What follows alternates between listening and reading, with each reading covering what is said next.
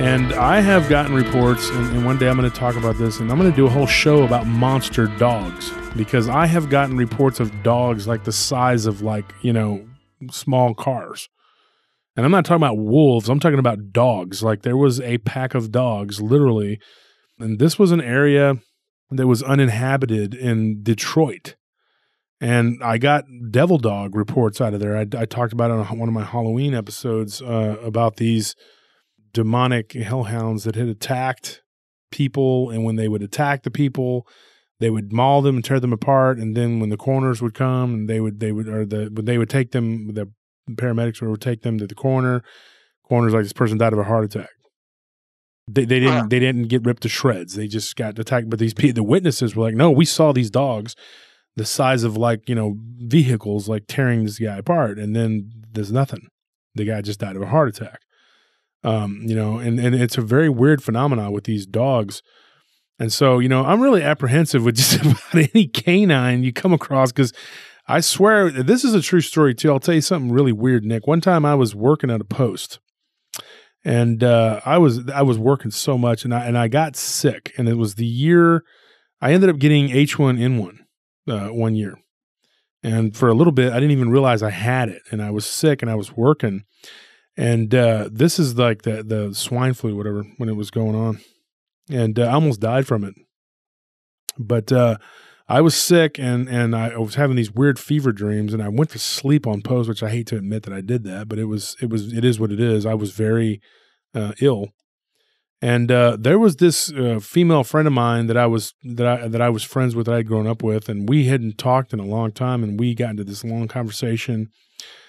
She had hit me up on Facebook, and she was married to another friend of mine that I went to school with. So they were a married couple, and we were talking, and we started talking about the thing that I had seen when I was 15. And that was why she had reached out to me, because her husband had seen something kind of similar to that around my hometown. In my hometown, there are a lot of people who've claimed to have seen these things.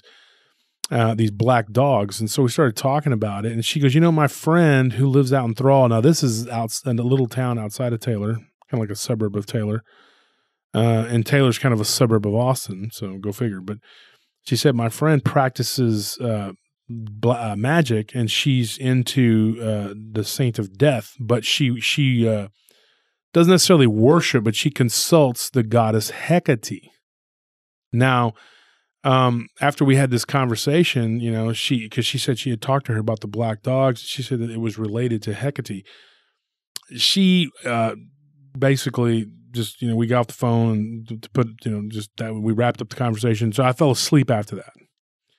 And I didn't do any research at that point. I didn't really know like a whole lot about Hecate, but I went to sleep, and I felt something move my truck, and I woke up. And I was working in the parking lot of an abandoned building that they were trying to resell, and there had been some vandalism, so that's why I was there. And I was having a fever. I was having like a little bit of a fever, and I got out of my truck, because it woke me up, and I thought, oh, I'm just having a dream. I've been in places where it feels like something moves your truck. I've worked a lot of weird places, and I'm very in tune with the spirit world, and I can feel it, you know, but I didn't feel anything. I just felt sick. And I think the fever had kind of numbed my senses, and I got out to take a leak. And I walked toward the back of the truck, and I hear a growl, and I look over, and there's nothing fantastical about it. I didn't see any glowing red eyes or any like frothing at the mouth like some demon dog. It was just a black dog that was skinny and just looked almost like an oversized greyhound. And it was just standing there on the other side of my truck, and I'm urinating, and I'm looking at it, and it kind of just walking around, kind of doing what it was doing. And then it just darted up the hill real quick and went behind a bookstore that was on the other parking lot or whatever, and into a I can't remember the name of it's a shopping center, but anyway. And so it goes up into that shopping center, and it just kind of goes into the shadows, and then it doesn't come out of the shadows. And I'm thinking, okay, maybe I'm just fever dreaming. So I get back in my truck, and I'm just like, that was weird. Where did this dog come from? And it unnerved me, and it kind of just stared at me.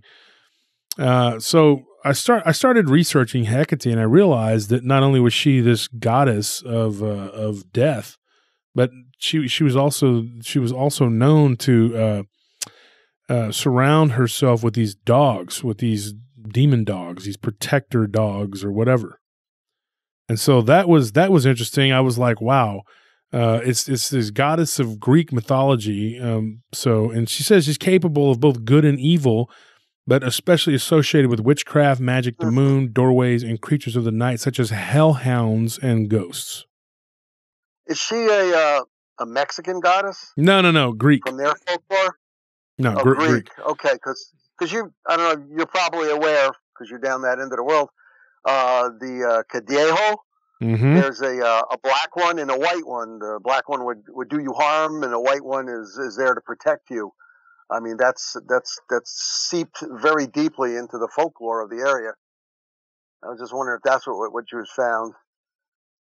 Yeah, and I got a story that about that too. I mean, there was a story that I could get into, and it's about somebody who was trying to get home, and they had this dog that kind of guided them, and it wasn't black or white; it was a grayish dog, and they were walking around. It was when they were a child. This person told me they were a child, and they were living in up in Canada near Windsor. I believe they said it was.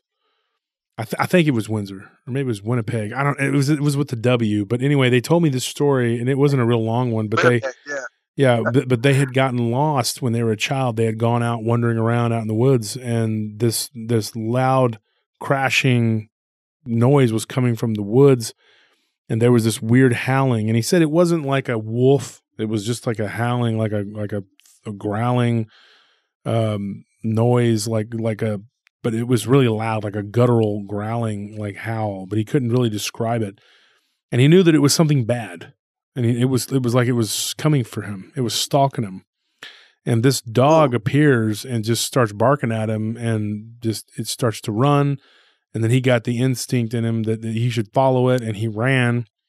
And then the dog would turn and look at him and just would bark at him and then run some more. And so he followed it across like this pasture and just kept running across what would be a pasture, and just kept running, like diagonally and following this dog. And he got off the main road. The road was like some gravel road or dirt road or whatever.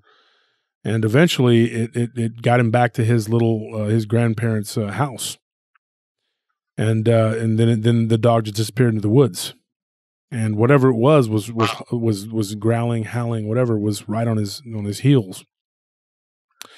And yeah, and then years later there were descriptions in that, and this hunter had gone missing, and there was like descriptions of a Wendigo type creature in that area. So he always believed that there was a dog that had saved him. Now something similar to that happened to me when I was like 14. And I always believed that there was this dog, like it appeared, but I heard that the noise I heard was different. It wasn't like a growling thud, whatever. I heard a howling, and I ended up following a dog, and but I could have swore it was the neighbor's dog. Like I'd seen this dog before. It wasn't like some unknown dog. I was like, oh, okay, this is the neighbor's dog. And so I just kind of followed this dog that kept kind of looking back at me. So when that guy told me that story, it really resonated with me. I was like, holy crap, that's a very similar story. Cause I heard this howling, but it wasn't like real dramatic. It wasn't like it was getting closer and breathing down my neck. I just heard this howling off to my left, and I thought that it might be a pack of coyotes or something, and then this dog just appeared, and I went up under a barbed wire fence, and I walked across this pasture, and I just kind of followed that dog. And I wasn't lost either. So I kind of knew where I was going, but this dog just seemed like was friendly. And for some reason I felt like it would protect me. And I thought it belonged to the neighbors. And when I asked the neighbors about it, they were like, no, we don't have a dog. And the dog was black. Yeah. Yeah. So that was that's a weird thing that happened to me. I never really looked at that though as paranormal. I don't know why. It just didn't really seem like, I don't know. I've told people that story, and they say, "Well, that's something weird. That's kind of paranormal," And I'm thinking, is it really? I don't know. I mean, it's weird though. When I read that other story about the guy from Canada, it made me think about that. So yeah, it's something that both of you guys had the same thing. Yeah, very similar, but not mine was not nearly as dramatic. You know what I mean? It was just I just felt like that dog was just kind of appeared, but I could have swore I'd seen it before somewhere. It was somebody's dog that lived around there, you know. So I didn't really get the impression that it was like some sort of entity. You know, it was just like a dog that was trying to help me out. You know, but Wow. so I had another question for you. So you went down and you tromped around looking for the chupacabra, and you found what your truth was for the chupacabra, at least for that blue dog. You figured it out, you know. And you said that you went and you looked for another creature. Now, you want to talk about that? Well, because I live in New Jersey, for about 6 years, I've been going down to the Pine Barrens. I mean, I used to go down there as a teenager anyway with my friends, and we'd go canoeing and, you know, going through the forest area over there. You've got about 1 million acres of land actually in the Pine Barrens in New Jersey. It's a huge area, and what they have down there is the Jersey Devil, and so you know, just because I am curious, and it was our local cryptid for about 6 years. I had been going down there, not alone, you know, with at least 3 other people, and we'd go trampling through the woods. And there have been reports from a from a forest ranger that had a sighting of a Jersey Devil. And I mean, the Jersey Devil dates back, oh God, so far back in time. It's not funny. I mean, they've got different stories about what it is and everything. But what I found down there, after walking around through the woods, we came out into an area where a gentleman who owned 40 acres of land, he was out there doing stuff on his land, and he asked us what we were doing, and we told him that we were out there just looking for the Jersey Devil, and he laughed. He thought it was a funny thing since we were, you know, going out there, and he had seen us before in the area, and he figured he'd come over and find out what we were doing. I mean, you can't do anything bad out there. I mean, geez, there's nothing to steal because everything's all forest land and farmland, and a lot of it is swampy also out there. Anyway, this gentleman, after we told him what, you know, we were looking for, he says, "Well, you know what? I'm going to show you what it is." And we went over to his barn, and he had there what I found out later on after I looked it up to be a horse bat. Now, a horse bat can be anywhere from like 3.5 feet tall to close to 3 3/4 inches feet tall. It has a horse's face. It's got the funny looking legs, and it has large wings. So this thing was dead, by the way, and he was asking us, "Gee, you know where I could sell this thing?" Because he wanted to sell it. And at the time, I didn't know where he could, you know, pawn it off on. But these days, I guess he could go to the International Cryptozoological Museum in Maine, and he'd probably be able to sell it to them up there. But once again, just like the chupacabra, here somebody is showing us something, and prove or disprove, to me, this thing looked just like all the drawings that they've had on the Jersey Devil. I mean, it was absolutely amazing. It looked just like it. And I mean, from a distance, you would think the thing was maybe 5 feet tall, but up close, you know, it's under 4 feet. It's got the horse's face. It's got the skinny legs. It's got the bat-like wings. That's what it is. I mean, anybody can look it up in Google and they could see what it looks like. But that's what he had down there. And I'll tell you, the Pine Barrens is a crazy place because they recently found, I think it was back in 2018, a 3-headed snake that they took to one of the museums over there. I mean, it was still alive and everything. So, I mean, you've got all these crazy things so you can't discount anything. You know, absolutely nothing. You can't discount anything. Did he kill this creature himself? No, he found it dead. Oh, okay. He found it dead. So what did he end up doing with it? I never contacted the man again, but he wanted to sell it to make some money out of it because he had read years ago where this guy was touring the country with an abominable snowman type creature, and he read that, you know, he wanted to sell it for $5 million, and he figured he'd be able to get a couple of he'd be able to get a couple thousand for the dead horse bat, and show everybody that it's not the Mrs. Leeds 13th son. You know, as the folklore goes, she had 13 children and cursed the 13th son, and it turned out to be the Jersey Devil. So, oh really? I wasn't familiar with that. Yeah. There's a couple of different stories about that, and Mrs. Leeds is the biggest one. Estherville, New Jersey. That's where that one's out of.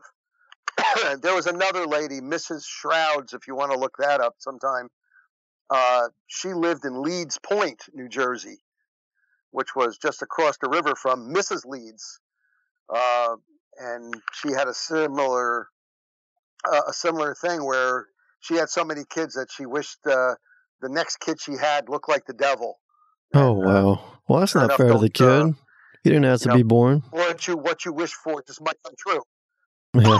So it was really amazing. The story of the Jersey Devil goes back to 1735. Yeah. Yeah, and it was supposedly Mother Leeds. I don't know the whole story. I know that it goes back to 1735 because I did some research on it. You know, before because we it's not like I had that memorized, but we had talked about you coming on the show, and I remember looking that up. And it Mother Leeds, supposedly the legend is that she had her 13th child, and she was like maybe a devil, and that's pretty common knowledge. And then of course it flew out and flew up the chimney. Because I know this horse bat you're talking about, it's also known as a hammerhead bat. Or a cow bat. Yeah. You know, but they're not supposedly native to that region. So what is it doing there? No, not at all. Not at all. But just like all cryptids, some of them could be misplaced. You know, like we see reports about black panthers in England, for instance. What's a black panther doing stalking around in London, England? Well, maybe somebody had a pet, or somebody brought one home and they decided to release it. So that's where my answer would be on that. That maybe somebody had some exotic creatures and they released them. Yeah, that could be an explanation, and then it survived. Now, you do get weird reports though out of the Pine Barrens about a lot of weird stuff. Unbelievable stuff. Yeah. Unbelievable. I mean, there's a door. You know what? Just not to interrupt you, but back in 2018, one of my first members for the North American Dogman Region 3, her first name is Kelly. I won't give her last name, but she lives down there near the Pine Barrens. She had an encounter, and that's how she wound up joining my group. And at the time, we only had like 7 people at the time. And she called me up on the telephone and told me about it. And she saw a canine variant 1. Now, here's the strange part about it. I mean, she described it exactly as the one I saw back in 2013. Here it is, 2018. Josh, 5 days later, my neighbor who lives 900 feet down the road from me, her backyard backs up into a federal park. She was taking her little tiny 3-pound dog out for their 6 o'clock walk so he can go pee. She was going to put him away, and then she goes to work. I'll call her Mary because I wrote it up at the time. I called up Jody and I wrote it up and I posted it. I can't give her full name because she was part of the political scene at the time. She took her little dog out back and she heard a growl, and her little dog goes running past her all the way back to the house. She picks up her cell phone and flashed it twice with her flash, figuring that would give her a few seconds. If it was a dog or something, she wanted to shock it. She actually took 2 pictures and she got 2 headshots. She went back and she knew as a former police officer, she called me up about 6:15 in the morning. I went right over there. I checked the area out. And I checked the area out where she showed me the picture. It looked exactly like the one that I saw. And it matched what Kelly down in the Pine Barrens saw. And this is in 2018. So within 5 days, this canine variant 1, whether it's the same one or not, I don't know. It was actually 900 feet away from where I presently live. And I've been searching that area since with a couple other fellows. and we haven't come across anything. But this shocked this lady so bad. She didn't want to call the police. She wouldn't come out with it because she's part of the political scene, and it would ruin her. She put her house up for sale 3 days later. That very same day, she didn't spend the day. She didn't spend the night there. She took off. She now lives in Florida. I tried getting. She showed me the picture on her cell phone. She had 2 decent headshot pictures. I tried to get her to send them to me. She wants to have nothing to do with me. She doesn't want anybody to know. Doesn't want to talk about it. She sold her house. We're talking about a $425,000 house. She just sold it and left. And that was it. So, I mean, Pine Barrens, yeah, Kelly saw it down in the Pine Barrens. And then I believe it was in 2020, Kelly gave me another call, and she had a friend that had an encounter around where she lives, which was about a couple of miles away from the Pine Barrens. A very similar experience. So something's going on out there. I don't know what, but something is going on around out there with that type of canine variant 1 dog man. Yeah, that's that whole area is really haunted. And I don't just mean haunted, ghost haunted, which it is for that too, because I've heard lots of stories about there being ghosts and things like that. But now let's change up for just a second here. Let me ask you a question.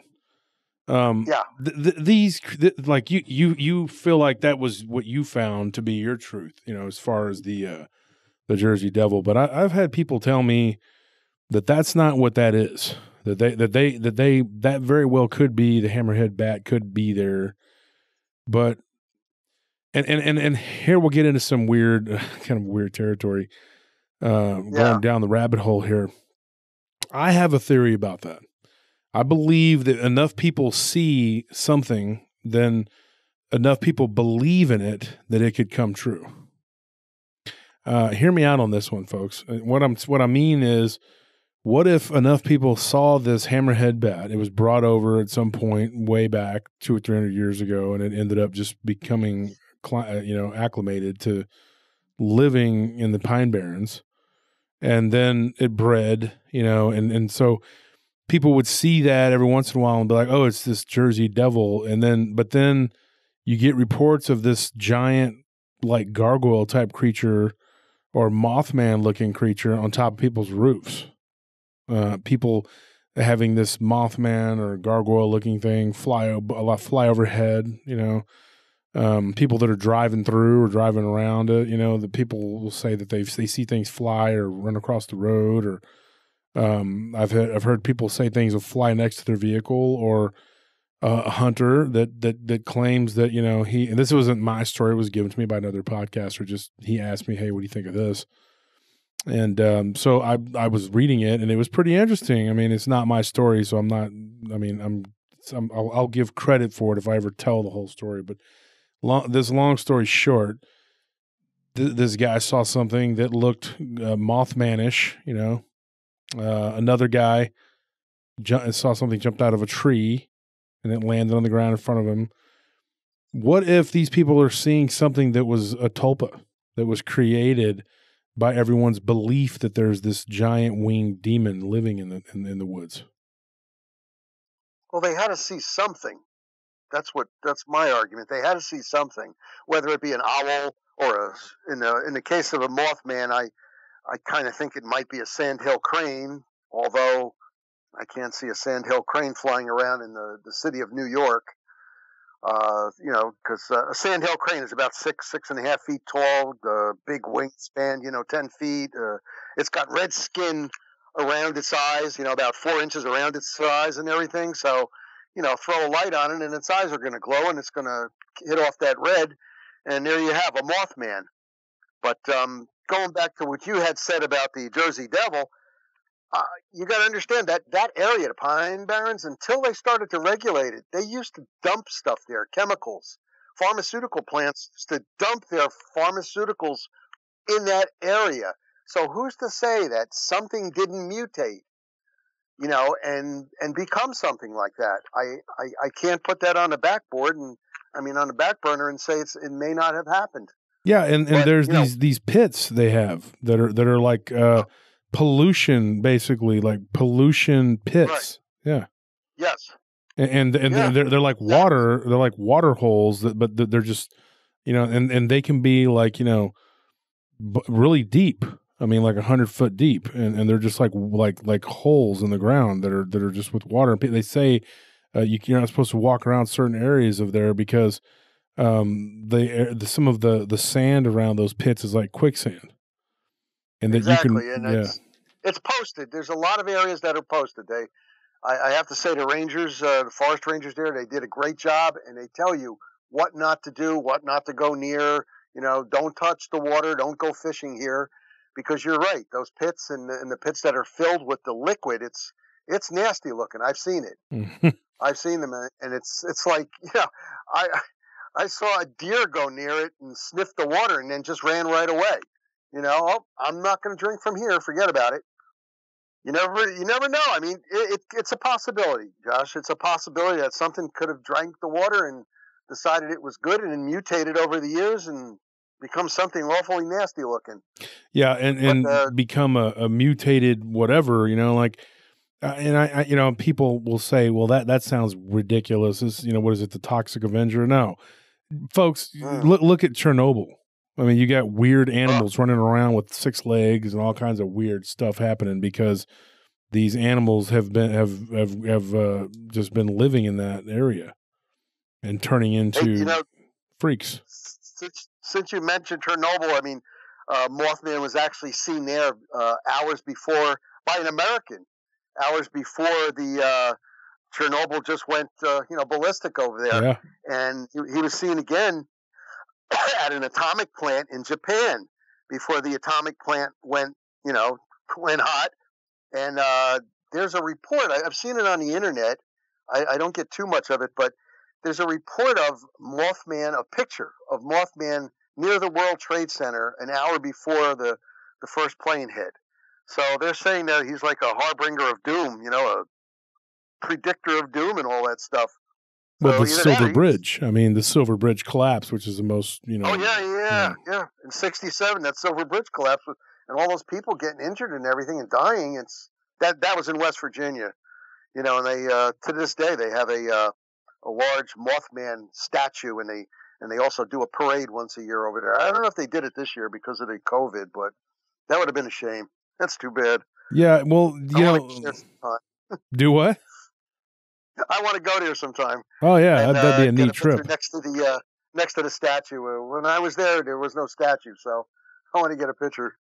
Yeah, there was a report that I had gotten of some people who claimed to have seen a Mothman-esque entity flying around. And this was like before the shooting that took place from the Lux. I guess was it the Luxor or whatever, where the guy went up and he shot the people up in Vegas.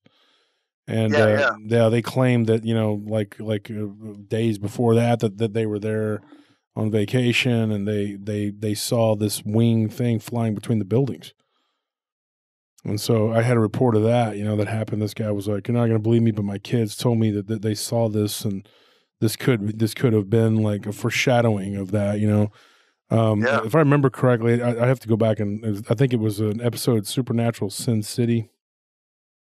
And I can't remember how many days or weeks it was. I have to look at my notes, but before that, before the shooting or whatever, but his kids claimed to have seen this Mothman type creature, red eyes. It's stereotypical.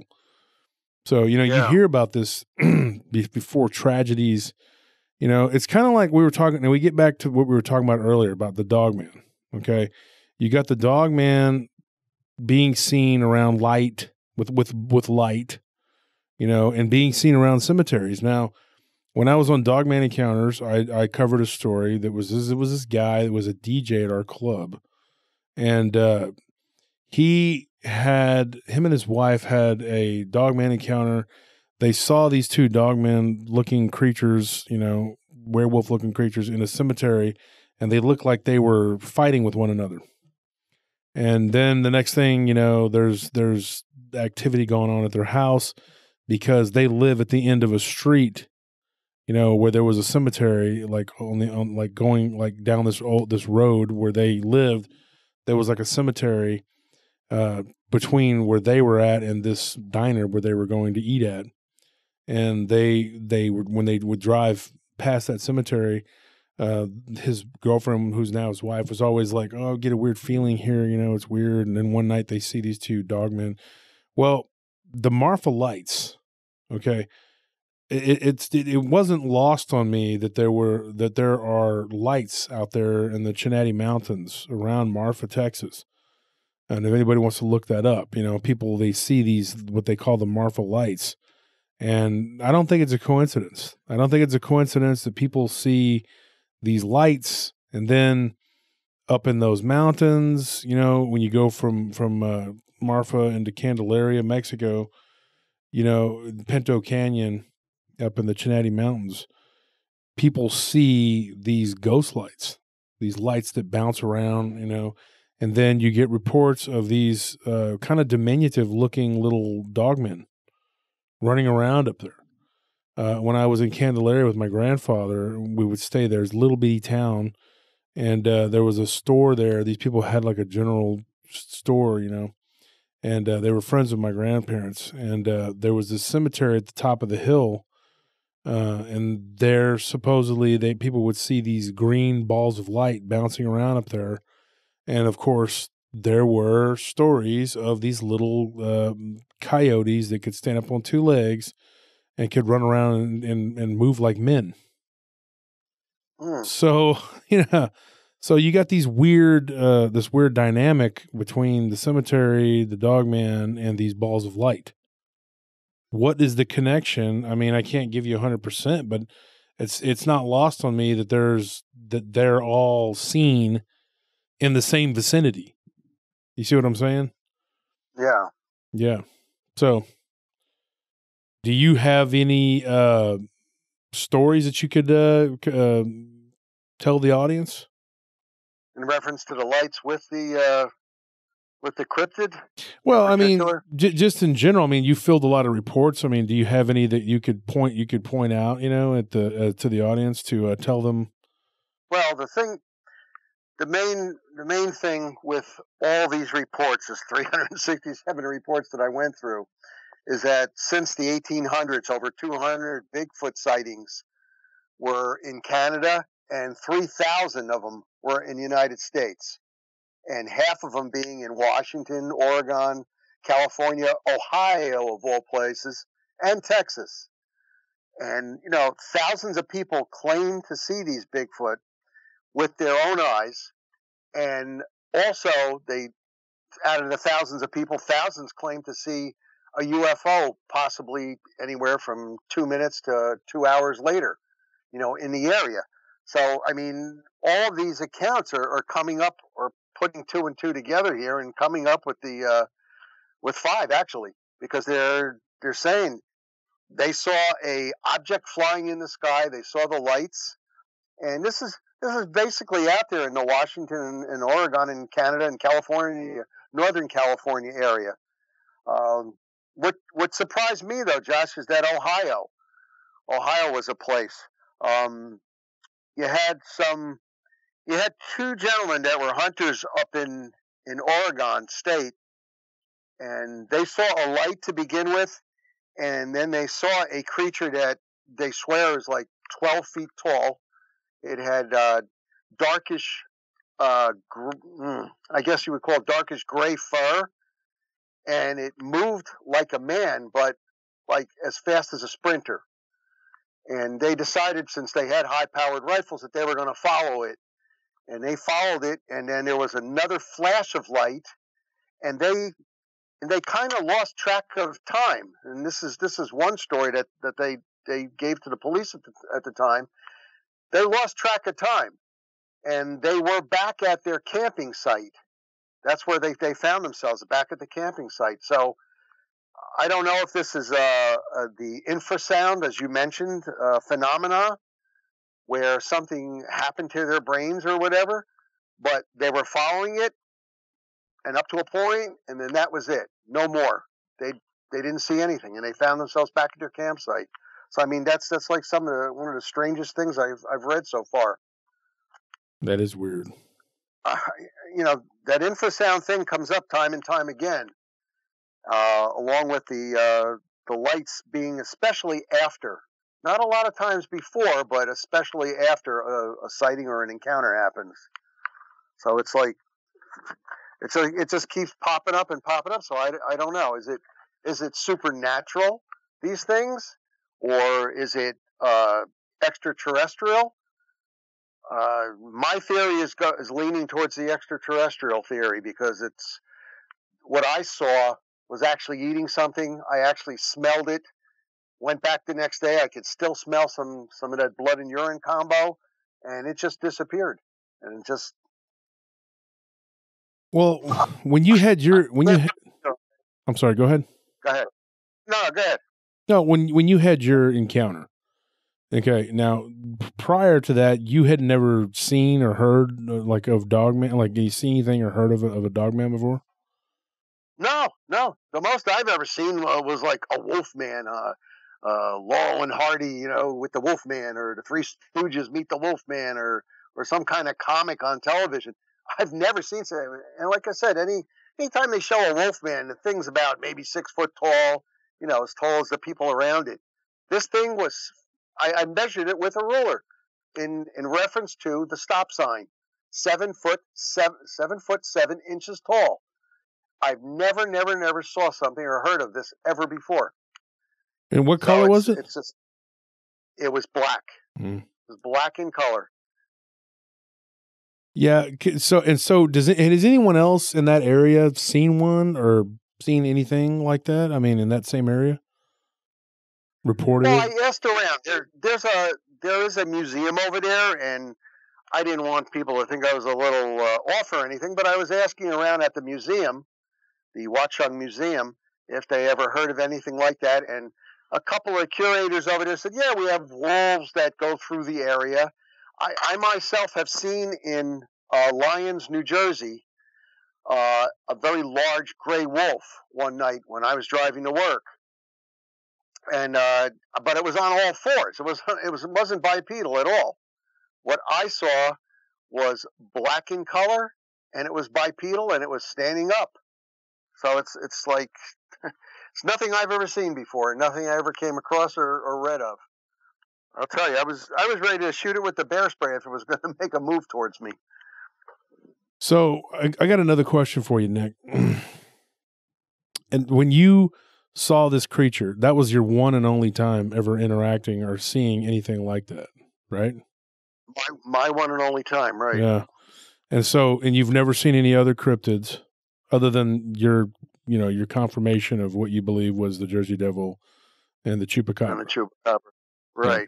That's about it. And I've been out there. I've been out to Washington State, and I was invited out there by a couple of friends of mine who are big bear hunters, and they said, yeah, they have reports of Bigfoot out here, and we did go out into the forest area where the reports were from. We did hear wood knocks. I didn't find any of the little teepee setups that they're so often associated with.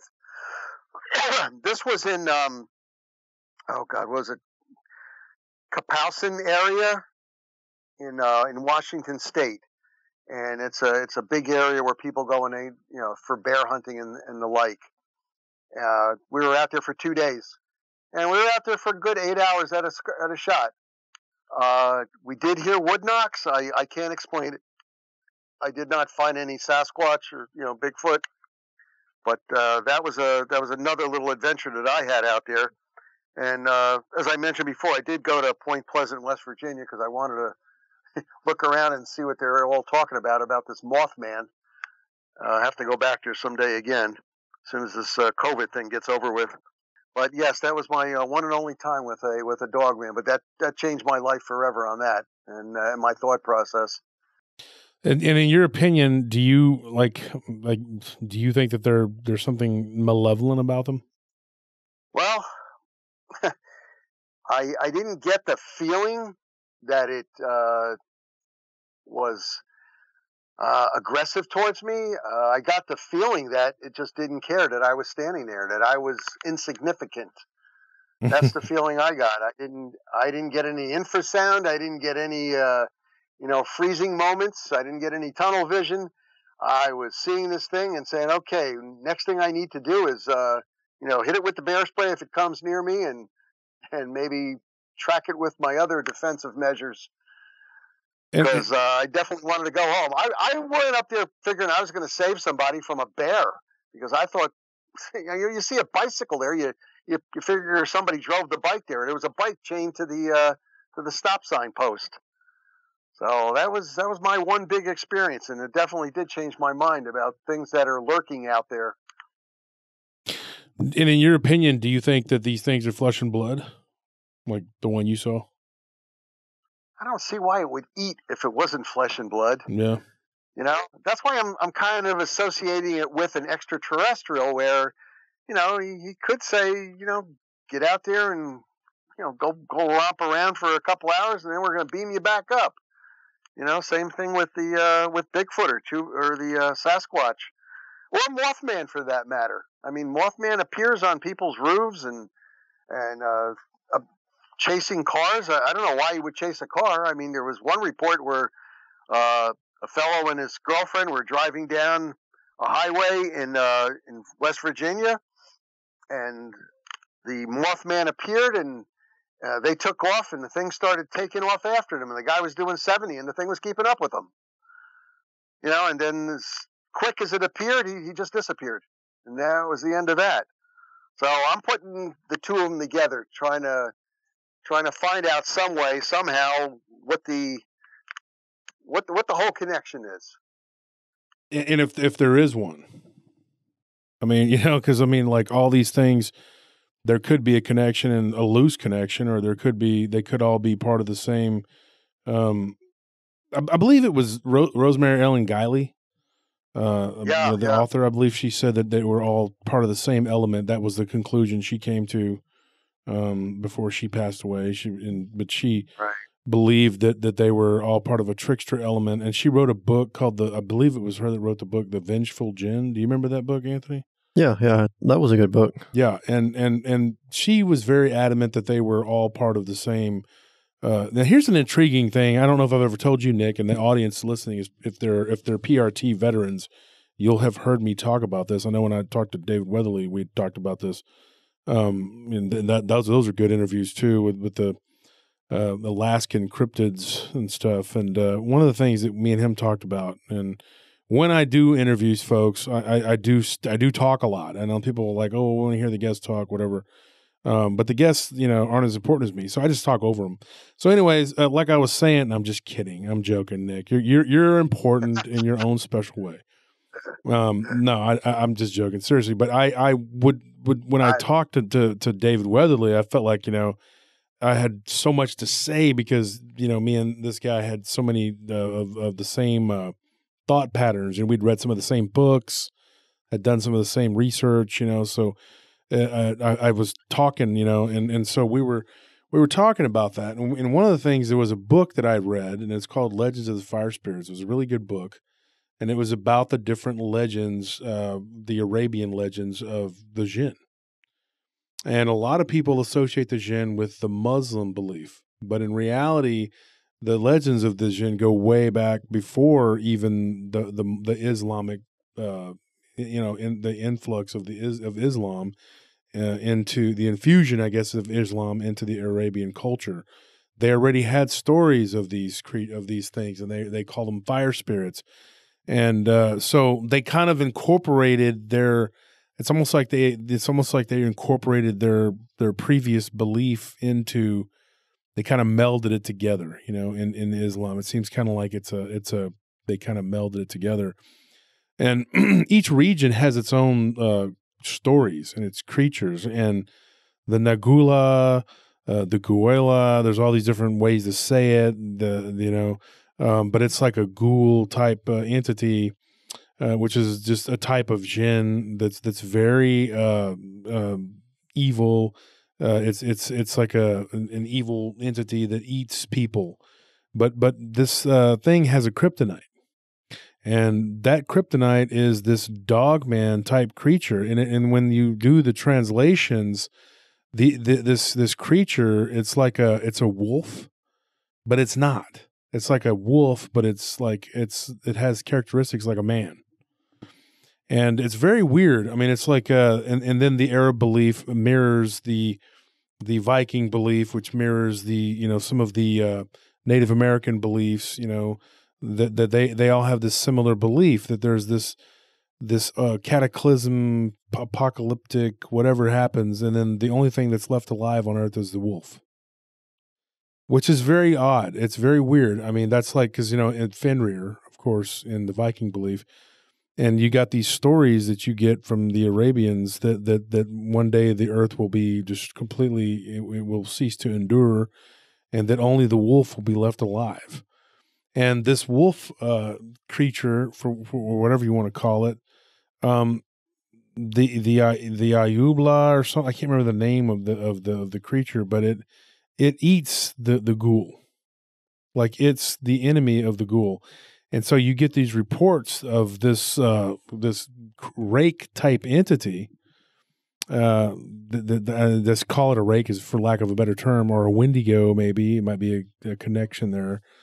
But apparently this thing eats humans, and the Dogman will eat this thing.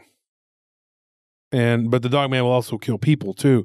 It's kind of like it's at the top of the food chain, and it will just pretty much devour these other entities, because that's what it does. It's like it's the biggest fish in the pond, so it kills these other creatures, and it's so weird. It's like a weird. I don't know how to describe it. When you read about it, it's like an ultra-terrestrial, something like that. Then when you go to now let's take a trip here. Let's go to what you were talking about, and let's kind of go down the rabbit hole. And let's say that your theory has which it has merit already, but let's say that it is the truth. It is the truth. That is what it is. It comes here from another dimension as an interdimensional, or an extraterrestrial, or an ultra-terrestrial, or whatever. And it hunts like the predator, and it hunts other creatures. Say that it comes from another dimension, and it kills demons from our dimension. Say it's a demon. Say it's a demon from another dimension. And for lack of a better term, we don't know what to call it, so we would just classify it as a type of demonic entity. But it's actually from another dimension, and then it comes and it kills and fights with whatever's here, And so if it happens to be another demon, then that's what it does. It's like it's just, like certain bacteria just prey on other bacteria. I mean, that just sounds weird, I know, but it just, what you're saying though about these things being seen, like around light, and then being seen around UFO activity. There was a case I did on DER. I've talked about this before, where this kid was being visited by this shadowy creature, like a shadow man, like the Hat Man, and then he was seeing this Dogman that would come up to his window. And he said that whenever the Dogman would come up to his window, the shadow man would go and hide. But this Dogman was obviously up to no good too, because it was trying to get him to come outside, and it was, and then it went after his mother, like when she tried to intervene, when she saw it one night. So I mean, obviously these are both evil entities, but one is obviously kind of outranking the other. Does that make sense, what I'm saying? Oh, it's like the enemy of my enemy is my friend. Yeah, but not necessarily my friend, because it'll turn and kill you too. But it's like, Exactly. Yeah, like say you're swimming in the ocean and there's a tiger shark swimming around you, and then a great white comes and kills the tiger shark. You're still not friends with the great white, but, it's still just showing that it's the bigger, meaner fish, or a great white getting killed by a killer whale, because killer whales prey on great whites. It doesn't necessarily mean that killer whale is your friend, And for now, we'll take the help, and yeah, they'll take the help for whatever. But later, we're gonna have to run from you. Yeah, exactly. But that I kind of get the feeling that that's what's going on here, and people will oftentimes they'll mistake this Dogman going after these other creatures, and they'll think, "Oh, the dog man's here to help us. These are our friends." Not really. I think whatever's there is pretty much on the menu, and I think that they. I mean, they forget that this is an alpha predator. I mean, come on. Yeah. 7 foot plus tall, 500-600 pounds, 6-inch claws. This is an alpha, an apex predator. He's out there for one reason, and fortunately, well, I have a theory about that too. Why they don't attack us often is because, I think they're intelligent. I think they're very intelligent, and they know that if humans start going missing or getting torn up and stuff enough, that we're going to put all our resources in hunting them down and getting them. So, I mean, that's another theory I have, but at least I'm putting some viable theories out there. Well, yeah, some and people out there that are just not doing nothing. And then there's shapeshifter, the shapeshifter element too.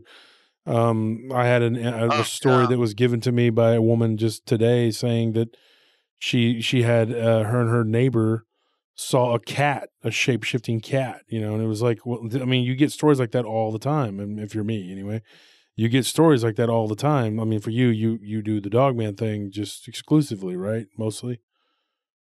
Well, mostly, but I do put out there to people that do know me that if there's anything else, just report it to me, and I'll if I can't take care of it, then I'll pass it on, to the people that can take care of it. Yeah, and when you say take care of it, what does that mean? In other words, research it. First of all, I'll research anything out there that's cryptid. But you have some people that are specialists, and that's what I mean by take care of it. If they're a specialist in Sasquatch, for instance, if they're a specialist on, the Mongolian death worm, something like that, I'll pass it on to them because they might know way more than I do, and they can take care of it. Like you're talking before about skinwalkers and wendigos. I mean, the only thing that can kill them is fire. So they're a specialist would know that, how to take care of it. If there's a spirit haunting you, you're going to burn the sage. You're going to put the salt in containers in all 4 corners of your room. Things like that. So in other words, a specialist. Well, yeah, or you could get the suit. I mean, what is it that the Ghostbusters use? Oh yeah. I can't remember the name of it. But you need their little proton pack. You need their little. Yeah, you need that proton pack. Yeah. Yeah, so then I don't know. Then where would I come in? When would you call me? Do I get to be a part of this? You call me for something? I think we'd call you for everything because you're like a jack of all trades. You've been here, you've done that, you've experienced some of these things already. So not so much of the cryptids though. I mean, not so much of the cryptids, just mostly the weird paranormal stuff that's happened to me, but. And I don't classify it all as paranormal because, like I've said so many times before, I don't really believe that I believe that everybody can experience this. I don't think it's like people have these experiences. I think that it's just like you said about how they move on a different wavelength, and some of us manage to get a glimpse of it, and some of us can see them all the time.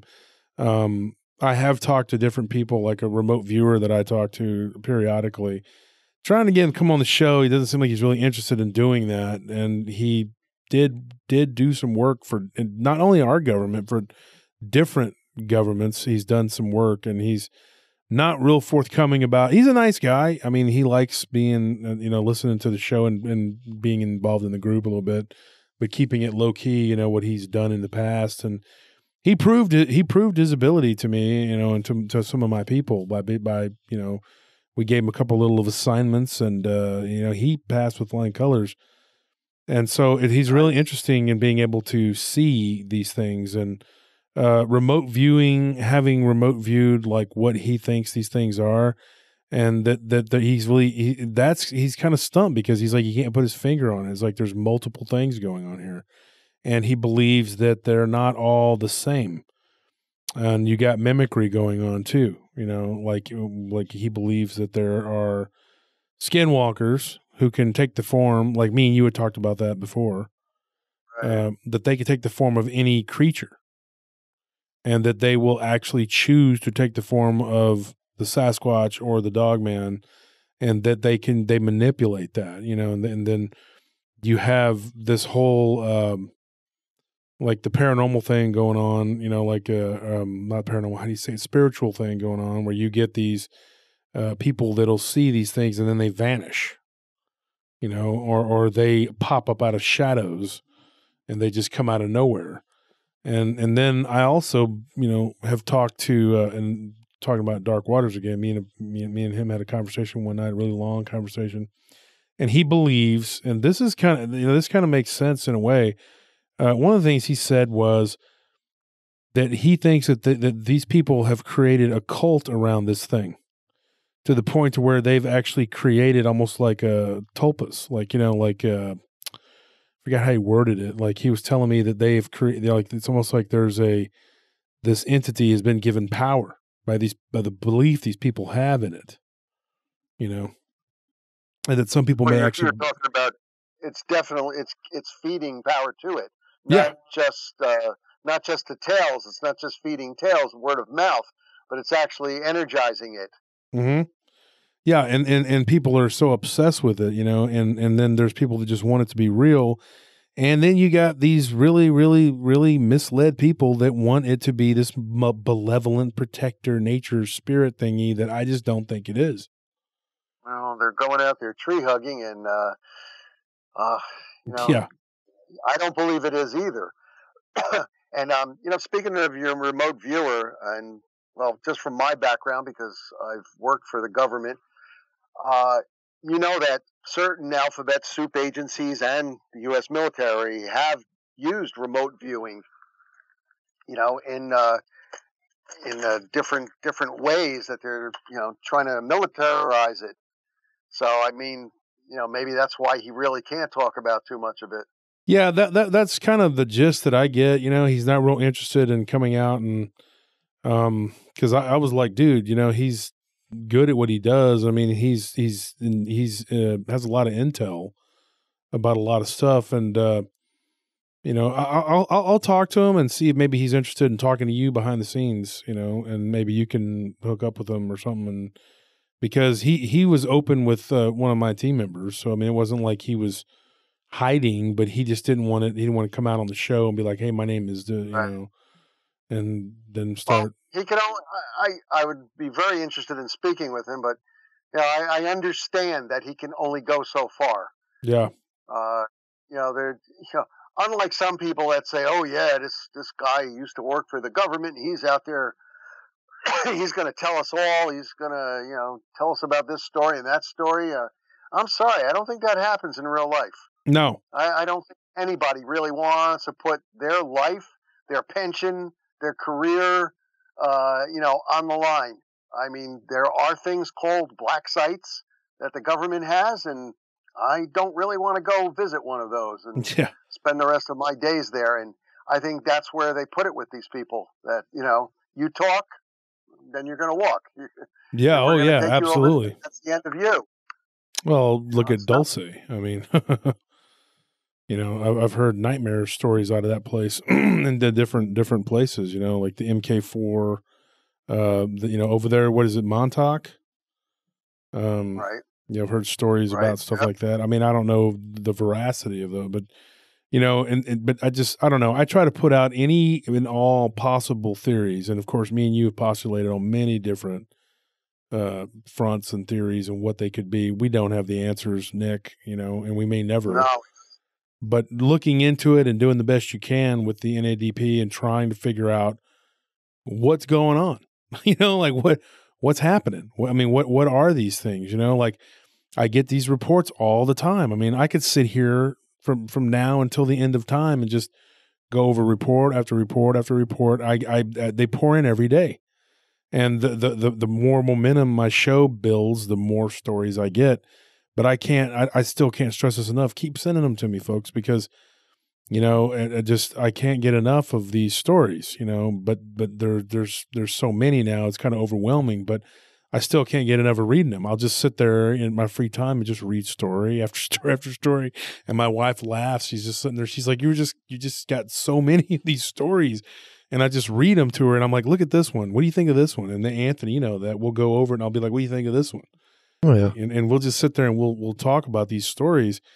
And, you know, I don't understand. Like, I was talking to you and I both know who this person is. He's not our friend, but and one day I was talking to a person who you and I mutually do not really get along with, and a while back, right. and before we parted ways, and he was just like he couldn't get material or something, and I'm going like, what are you talking about? Like what are you talking about?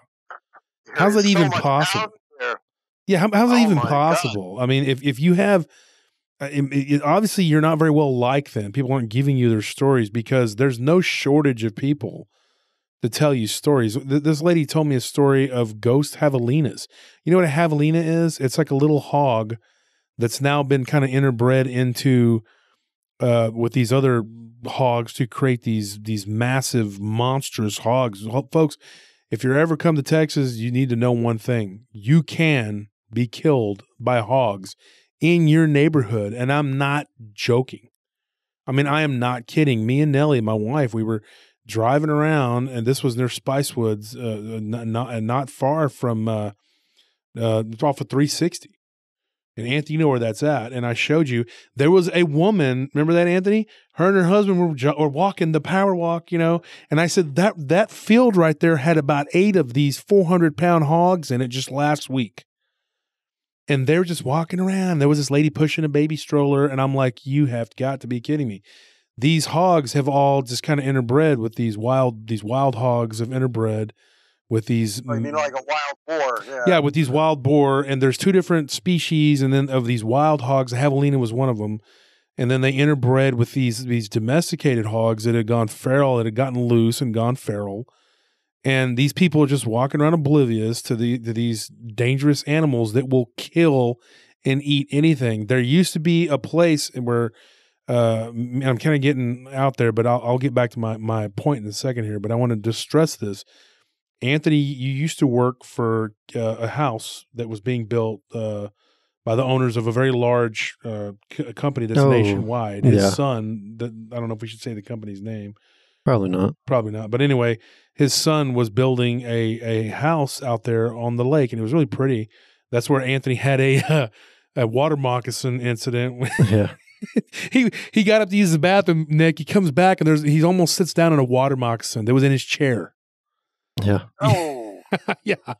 So anyways, there was a deer that was roaming around out there. There was a little pack of bucks, and one of them, his leg, he was walking around on 3 legs, and one of his legs was just torn up and messed up. And it looked like it had atrophied or something. Like he survived, and it looked like he was okay with just running around on 3 legs. And I would see him out there all the time, and I worked out there a couple times, and I was like, well, that deer, he just comes out here and eats, and his leg is just kind of hanging there. And it was his back left leg. And so one day I was talking to the neighbors. You remember the neighbors that had the weird house with all the windows? You know. Yeah. And so the guy's out there drinking coffee one day and by his mailbox, and these deer are everywhere in Austin. I mean, they're in your yard.